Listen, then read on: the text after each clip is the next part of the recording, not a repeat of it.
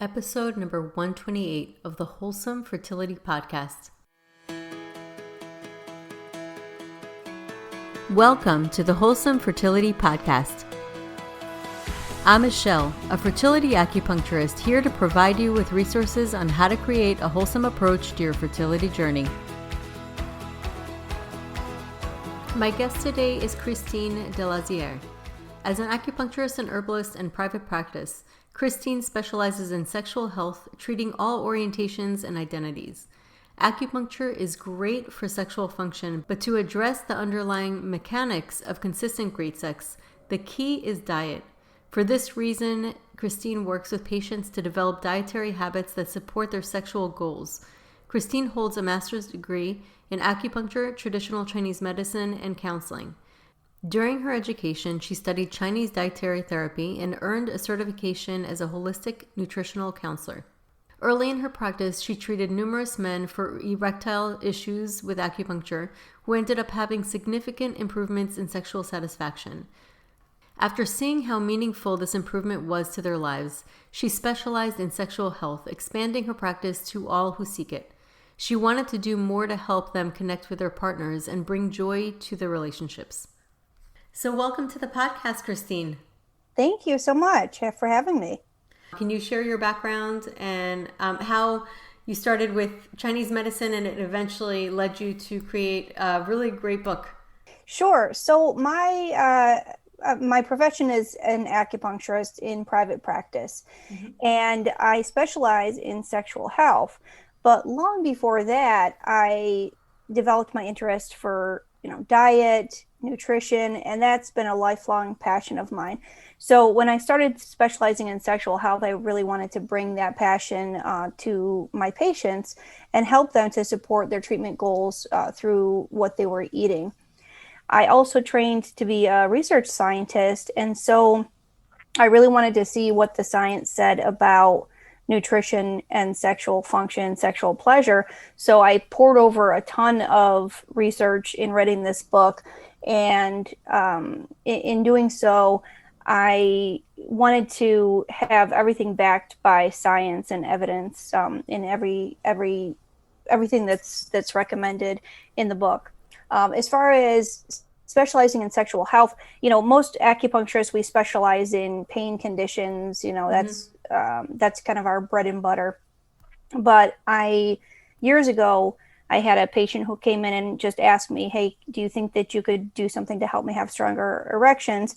And I said, "Sure, let's give it a go. We'll try it." I don't treat a lot of patients, for those conditions, but I've learned about it, and we learned that in acupuncture school. So he had such good results that he was so happy.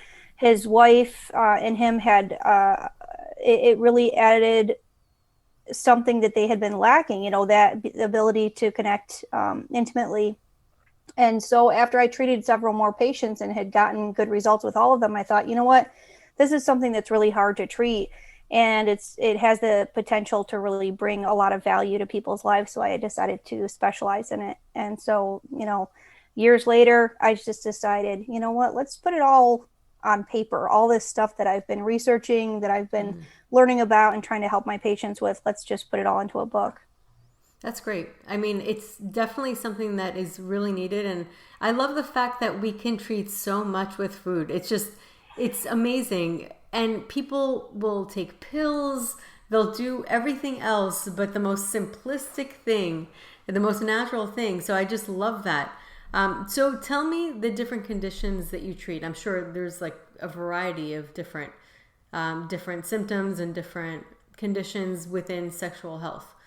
Sure. So in my private practice, I treat guys looking to have stronger erections or to treat premature ejaculation. I treat women who are experiencing low libido, vaginal dryness, menstrual issues, cycle issues, and hormonal imbalance, that sort of thing. So all of those fall within the scope of acupuncture. Every hormone, every neurotransmitter that's produced by the body is all controlled ultimately by the nervous system. And acupuncture operates on the nervous system. We stimulate nerve pathways, and in doing so, we can affect the body chemistry. We can help to normalize the menstrual cycle, and also help normalize sex hormones as well. And I imagine that this is going to improve fertility as well. And I would imagine also with men, because it's really a symptom. And obviously you're nourishing the body so that it's able to like resolve that symptom. And I would imagine it probably also helps sperm count. I'm not familiar with any research to support that. I am familiar with research that shows that it does help to normalize testosterone, estrogen, and sex hormones. I have not seen anything on sperm count yet. So we'll see. We'll see. I'd look into it because I feel like once you work out, if there's that symptom, it means that they're lacking energetically or they don't have the nourishment needed. And it's such a, reflection of that function that I would imagine it probably benefits on so many different levels. So it would be interesting to look into. Yeah, absolutely. I mean, it completely makes sense. Once you balance your sex hormones, it makes sense that you would just have overall higher, sperm quality. I do see guys who get their PSA levels tested regularly, and, we see things like that, their PSA go down and that sort of thing. So yeah, that would be perfectly reasonable to. It would be an interesting thing. Yeah. So talk about your book, Trifecta of Sex, and can you explain what you have in there and how it can help people? Sure. So, how we view sex and great sex is, we tend to view it as a psychological phenomenon. We have the right person, we have the right mood, it's a good day, that sort of thing. But physiologically, great sex is when our nerves are firing strong, rapid impulses to and from the genitals. Mm-hmm. It's when our blood vessels are delivering adequate blood flow, and it's when our sex hormones are balanced. When that trifecta of great sex is all in harmony, we have the best sex possible, because those nerves firing to and from our genitals, when they're strong and they're rapid, we have the most pleasure. Our sensitivity is at its optimum level. So when our partner touches us, we feel the most pleasure, and we have the best arousal response. Same with blood flow. We all know that males need adequate blood flow for sexual function, but most people don't realize that females need blood flow as well. And the better the blood flow, the better the sexual satisfaction, because things like lubrication all follow blood flow, even clitoral sensitivity. So, when we want maximum pleasure, it happens when there's adequate blood flow. And of course, we all know about sex hormones, that's involved in libido and overall sexual function. And diet very much affects that whole entire picture very directly. It affects it in the short term. It affects it in the long run as well. So what are some of the things or some of the foods that you've noticed that can really impact sexual function? Well, if I were going to say from a general standpoint, I would say fresh fruits and vegetables. Specifically, there's also specific foods that you definitely want to incorporate. One of those things is leafy greens. I think that leafy greens are probably the best food that you could possibly eat for sexual function, and it's because it addresses that entire trifecta of great sex. So leafy greens are abundant in zinc. They have phytonutrients, which moderate inflammation. It reduces cortisol levels. So cortisol is a stress hormone, which can sabotage testosterone. And so when we reduce our cortisol levels, we help normalize testosterone. That's important for both male and female sexual function. We've got tons of antioxidants in leaves that strengthen our blood vessels, that help speed nerve conduction. And we also have it's full of dietary nitrates. We're not talking about like the bad nitrates, but the good nitrates, which improve vascular health and help dilate blood vessels in the critical moment. And what are your thoughts about figs? I know for males, it's a big thing, and they say it looks like testicles with the tiny little seeds in there. Yeah. Yeah. So figs, figs have a lot of nutritional value to them. And the interesting thing about figs is that their use, it's like one of the oldest recorded foods that, that humans have eaten. And there's a reason for that. It offers so much, so much to benefit human health. You've got a ton of fiber. I did read something about how, let's see, the fiber in figs was beneficial for like cleansing out the bad stuff in your intestines and kind of helping to nourish, serving as a prebiotic to nourish the beneficial microorganisms. And I also have something about it in my book, in the aphrodisiac section, which I'm trying to remember what the specific research was on figs, but I can look it up. But anyways, they are considered an aphrodisiac throughout history. They've been written about and they've been talked about as an aphrodisiac. And I will have to recall the specific research on that to support that. But yeah, figs are great. And also clams. What are your thoughts about that? 'Cause they always talk about that as being an aphrodisiac. You know what? I didn't come across any research on clams. I did come across research on oysters. Or and is it oysters? Sorry, it's not clams. Yeah, Oysters. yeah, no worries. I would imagine they have a similar nutritional profile, though. Just given what they are. Right. But oysters, there wasn't really a lot of evidence to support that it was an effective aphrodisiac. However, the one thing about oysters is, I think one oyster has almost a full day supply of zinc. Right. And we know very clearly, zinc is a major player in sexual function and sexual pleasure. So I wouldn't be surprised if it's just that the research hasn't been done on that, Right. That's so interesting. Yeah, so that's a key point, actually, that people may not like put the two together. And then as far as women's sexual function, what kind of foods and how can diet impact them as well? Sure. So the cool thing about the book is, all the research I came across was that pretty much the dietary recommendations are very similar.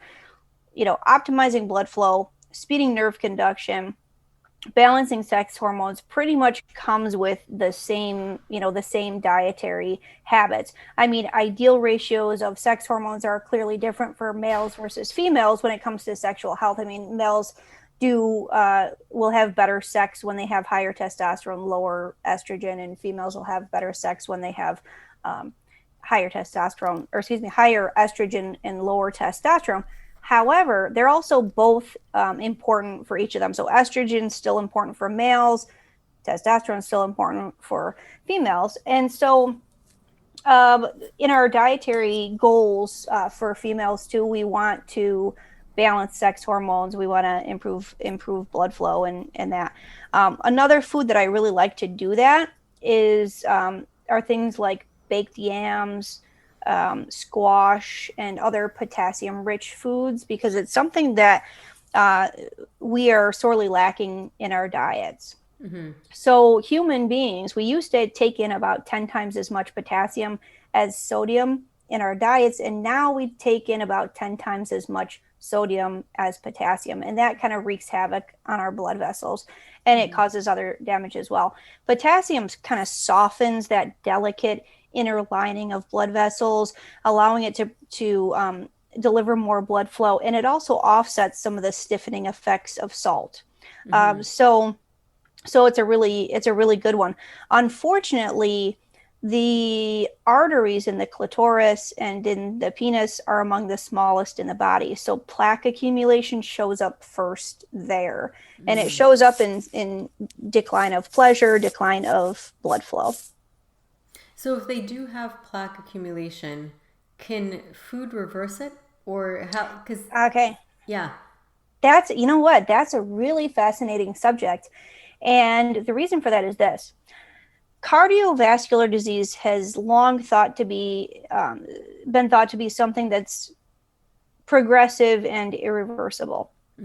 However, there are now plenty of studies showing that leafy greens can actually reduce plaque accumulation. So that's really huge. It's huge. It's absolutely huge. It's very empowering, actually. Yeah.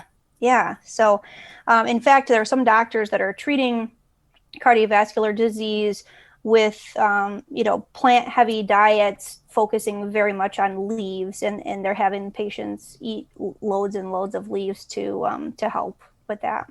That's amazing. So it's interesting because you were talking about how leafy greens can affect anxiety in a sense by lowering cortisol. And a lot of times when people approach erectile dysfunction, they think, okay, it's like anxiety. And of course, you can deal with anxiety on a mental level through meditation and coping skills.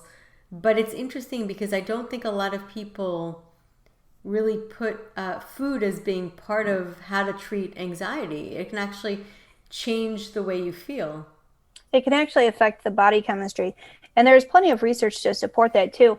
Even something like a high vitamin C meal can help you feel better within a couple hours, according to research. So you, if whether it's that you're looking for great sex in the evening or you're just looking to feel better from a hard day at work, eating some oranges, some grapefruit, or some berries can really give you a boost. And I'll have to look at the research that I saw was basically just measuring people's general emotional state, and it showed that people had reduced anxiety and just more feelings of well-being after vitamin C rich foods. But I wouldn't be surprised if the chemistry of that had something to do with our dopamine levels, seeing as how that's kind of associated with our sense of well-being, or maybe serotonin.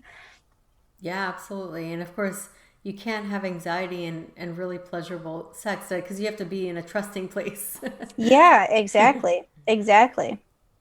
That actually leads me kind of to another topic, which is that obviously, we want to eat well for great sex for the long haul. We're talking about a lifestyle. However, there are actually plenty of studies showing that what we eat affects us in the short run as well. And one of those things, like I said, was vitamin C. And then other foods are things like potassium rich foods that actually improve blood flow within a couple hours of eating them. And also nitrate, dietary nitrate rich foods improve blood flow. Polyphenols improve blood flow in the short term as well. And that's found in things like apples, berries, celery, and some other things. And then there are other foods that can actually sabotage sex in the short run as well. So after a high sugary meal, testosterone decreases rapidly. Wow. It drops sharply. And similarly, after a high fat meal, testosterone declines. Right. And we're not talking healthy fats like Well, avocado. interestingly, no, I don't believe so. I think it was the thing that was studied was like a cheese, and it was like cheese and hot dogs or something in the one study. It definitely wasn't the PUFAs or MUFAs. But interestingly, we talked about how a high fat meal will stiffen arteries within a couple hours of eating it. The reverse is true for a high omega-3 fat meal. So if you're eating Right. something like wild salmon or something like walnuts, for those who are following a plant-based diet, it actually had the opposite effect. It actually made blood vessels more elastic within that 2 hour window. Amazing. It's so interesting. So what are your thoughts about maca? Maca's Because actually it is been a food. studied.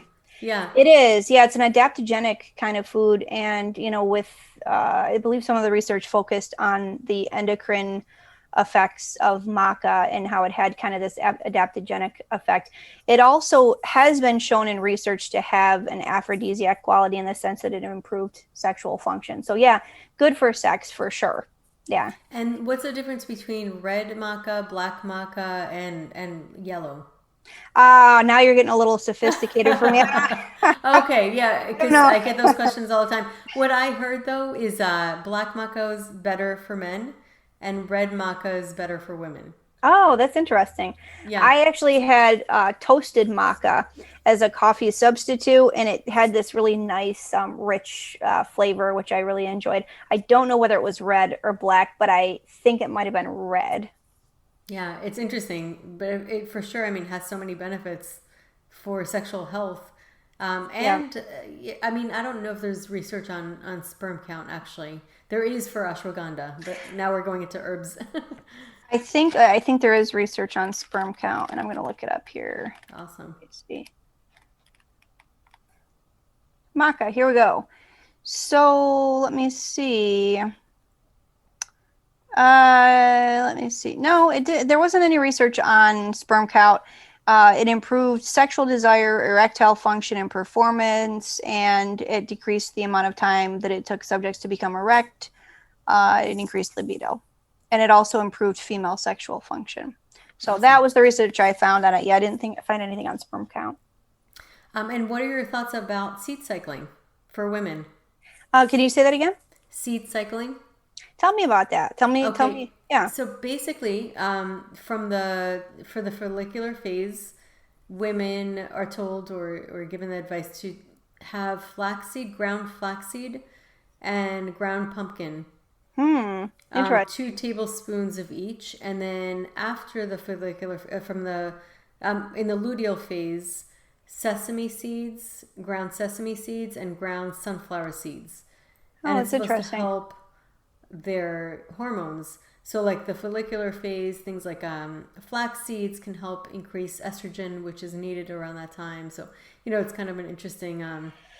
Yeah, I would say if I had to say, I haven't actually looked into that, but if I had to say, I would say that there is actually some merit in that because, so for example, pumpkin seeds are the precursor to serotonin. They contain the precursor to serotonin, and things like sesame seeds, black sesame seeds, are considered to be a blood tonic in Chinese medicine.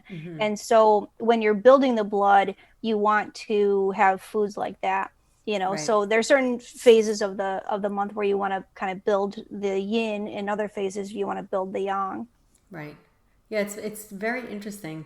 The whole, especially for women because they're cyclical and they need different things at different times. So Right. do you work on that as well with food?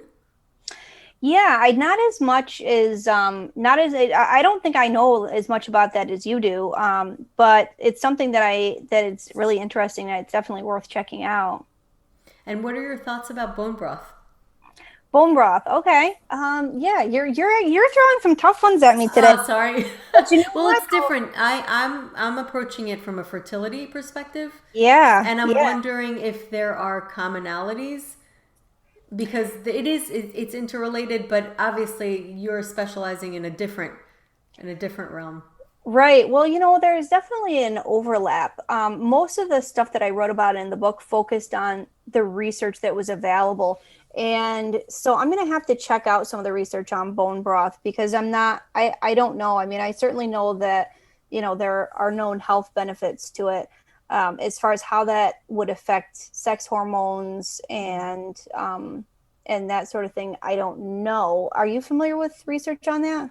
No, I don't. I don't know of research on everything, but I do know that it's very high in collagen, and it's just very nourishing for the uterine lining, and I've just seen great results. To be honest with you, I've seen Really? amazing results. Yeah, Cool. and it's Cool. also Yeah. warming, so it kind of works more on the Chinese medicine learning. What we've learned about how we need to nourish, and you're using kind of like the bone marrow by seeping, and allowing like the bones to, cook for a long time. So it's more kind of what we've learned in Chinese medicine, and it's also more heating, which is important. You want to eat Right. more warm foods for fertility, and bring more warmth to the body in general.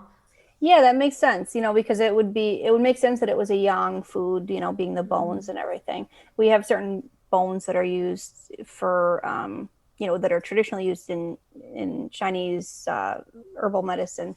I mean, it's not herbal, bones aren't herbal, but they do nourish the Although young. it does actually, there are certain uh, kits that they sell of raw Chinese herbs to be cooked in bone broth, Yeah. which is kind of an Yeah. interesting thing because it has fats, and fats help assimilate nutrients better. Right. Right. Yeah, that totally makes sense. Yeah, it's very interesting.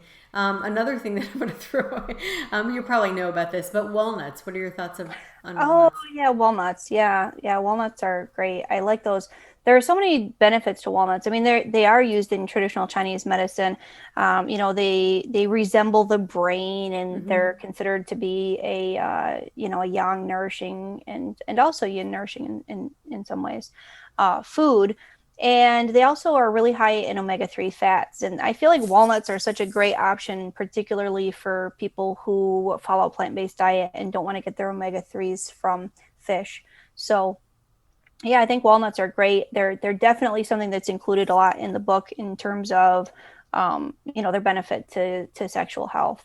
Yeah, And absolutely. is the book mostly like vegetables and fruits, or are there some meats? Because sometimes I work with vegans, Yeah. and with veganism, I say it's fine, as long as you know what to eat. It's really important to really do your research and come up with a plan so that you're getting the variety. Yeah, so the only recipe in there that's not vegan is a fish recipe. There's one salmon recipe in there. And so my thoughts on meat are this. Traditional Chinese medicine does not advise eliminating meat because it's considered to be a blood tonic. However, you can follow a really healthy, fertility healthy, sex healthy diet while eating plant-based. The two are very compatible with each other. And the only thing you just want to pay attention to is are all the things that vegans already know, like B12 and things like that. You know, as far as meat goes, and as far as my philosophy on meat, is this: when we look at primates and their eating habits, because humans have kind of lost their way as far as what we're supposed to eat. Other animals know instinctively what they should eat. They know what's best for their health and they just eat it. Humans, we don't really know instinctively what to eat, and we kind of rely on nutritional experts, which, don't seem to be in any sort of agreement on what humans should eat.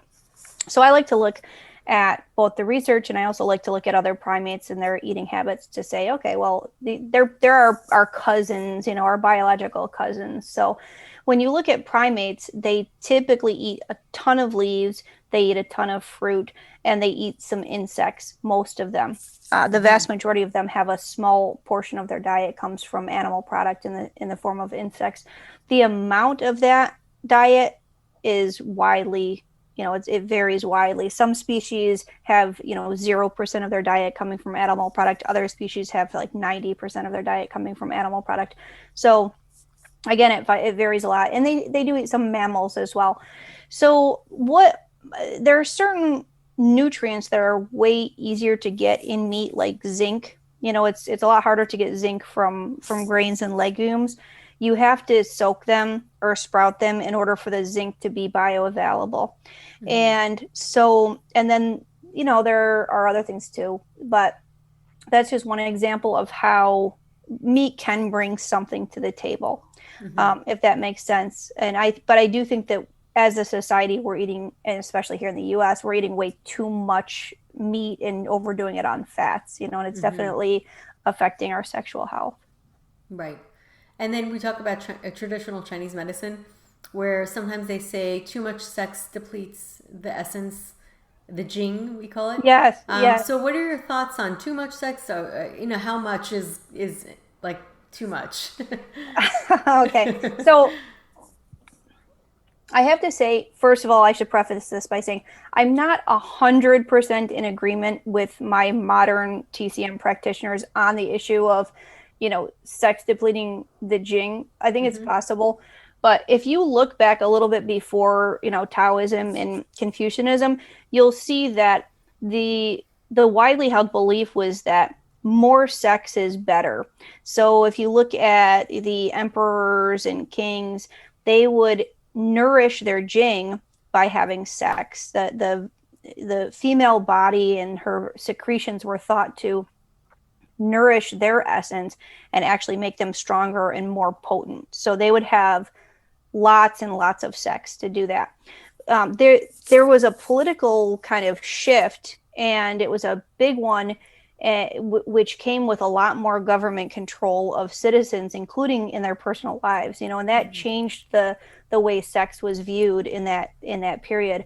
So while before that, sex was considered nourishing for men, it was always thought to be nourishing for women, but that kind of changed. And then, guys were encouraged to orgasm without ejaculating so that essence could be conserved, and it could go along the spinal cord and nourish the sea of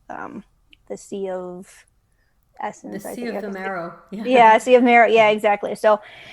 So anyway, so that shifted, and that may very well have more to do with politics than it does with actual medical practice and experience, if that makes sense. Yeah, no, it does make sense. I mean, it's interesting how politics really gets in the way of everything before, historically and currently.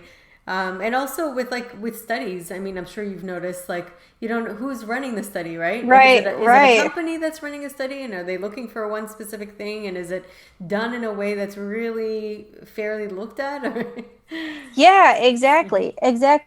So my thoughts on it are this. I mean, as far as for good health, I mean, I would be more concerned, honestly, about mental health. I mean, if somebody is ejaculating so often that they're not paying attention to their family, friends, and having psychological issues with it, then that's an issue. I wouldn't be as concerned about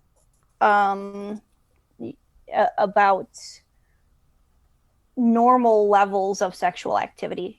Just a few times a week. I don't think right with another person. I mean, because ejaculation could be just masturbation, which you're taking out the pheromones, you're taking out the physical contact, you're taking out so much. Yeah. And so that obviously can nourish a person when they're really connecting with another person. So that there's exactly. that also aspect of it. Absolutely. Yeah, absolutely. Interesting. So you talked about sugar being bad for sex. Are there other foods? You said fat as well. Or just high fat. Yeah, just high fat. I mean, we want to get our PUFAs in. We want to get our MUFAs. We want to get our omega-3s in there. And, some fat is really important for hormonal balance, the production of hormones, that sort of thing.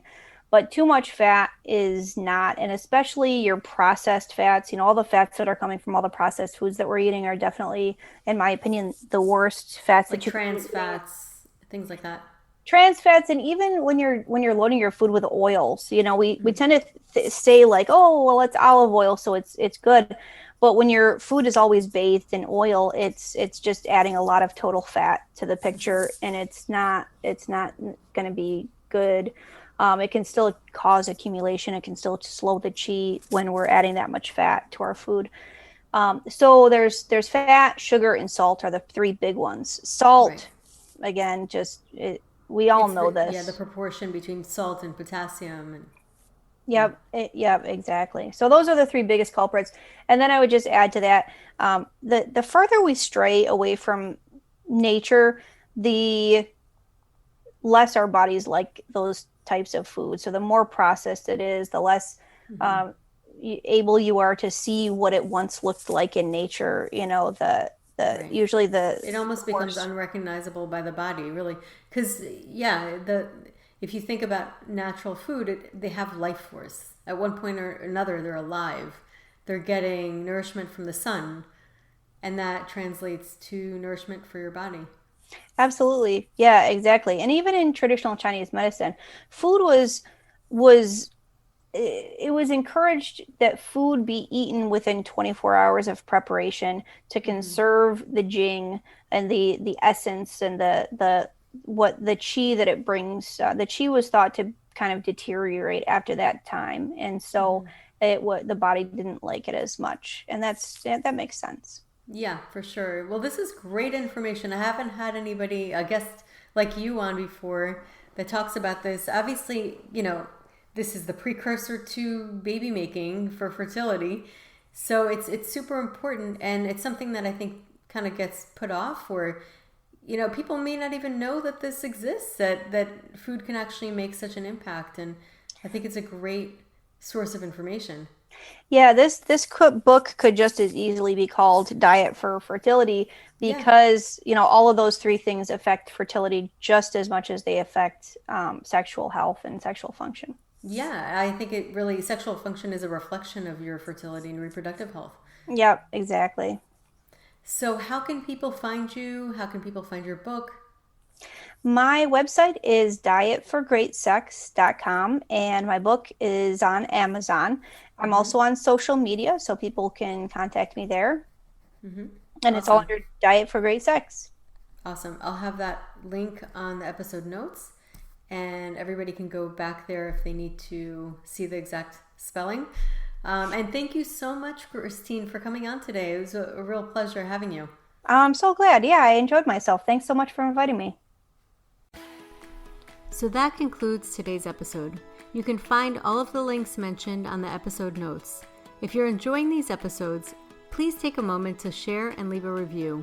Reviews mean everything to podcasters, and I really enjoy hearing from my listeners.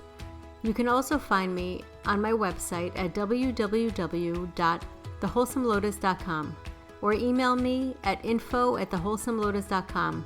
I love hearing from my listeners. If you're interested and want updates as well as a free ebook on my top 10 fertility boosting habits, you can visit my fertility page on www.thewholesomelotus.com. I thank you so much for listening in and hope that you have a beautiful day.